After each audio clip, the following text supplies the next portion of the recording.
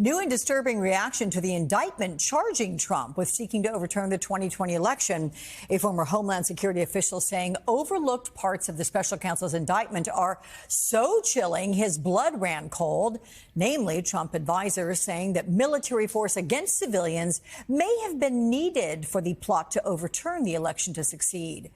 Joining me now is former senior counselor to Homeland Security Secretary John Kelly and former CIA and Army intelligence officer Kevin Carroll. Kevin, welcome. So in an op-ed, and you wrote this for the Dispatch, you wrote that as a veteran, you were deeply troubled after reading the indictment, particularly the part that alleges Trump and his co-conspirators would have asked federal troops to put down protests over a stolen election by invoking the Insurrection Act of 1807.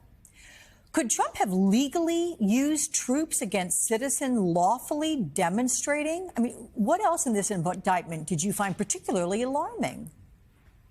Alex, alarming is the word. The Insurrection Act of 1807 gives the president great authority to use federal armed forces to reestablish order in the states if the federal laws are not being enforced. For example, if the federal courts are unable to operate. Two paragraphs in the indictment set out that Professor John Eastman, who was the academic behind the false theory that Vice President Pence could refuse to count electoral votes, and Assistant Attorney General Jeffrey Clark, who President Trump wanted to make acting Attorney General, were both specifically warned that there would be riots in every major city in America if the election was decided on an unconstitutional basis. Assistant Attorney General Clark replied, "That's why there's an Insurrection Act." And Professor Eastman replied that sometimes violence is necessary to preserve the republic.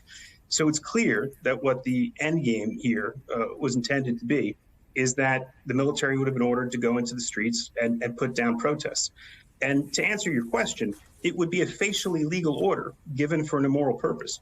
And it would have put our generals in a terrible position of either breaking the unbroken tradition of obedience to civilian authority or turning their guns on American citizens who were understandably upset about the election being decided on a false basis. Look, you say terrible position. You wrote it would be an unthinkable position. I mean, how would this have played out?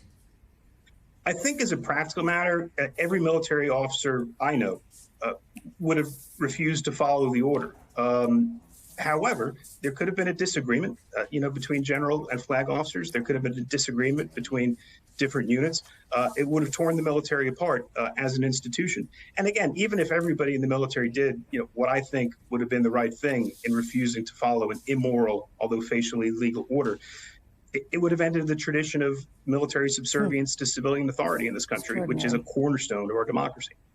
John Kelly, whom you served as senior counsel when he led the Department of Homeland Security, was Trump's longest-serving chief of staff, came into the job hoping to instill some kind of discipline at the White House. Kelly recently said a second Trump term, quote, would be chaotic because he'd continually be trying to exceed his authority, but the sycophants would go along with it. It would be a nonstop gunfight with the Congress and the courts. How about you?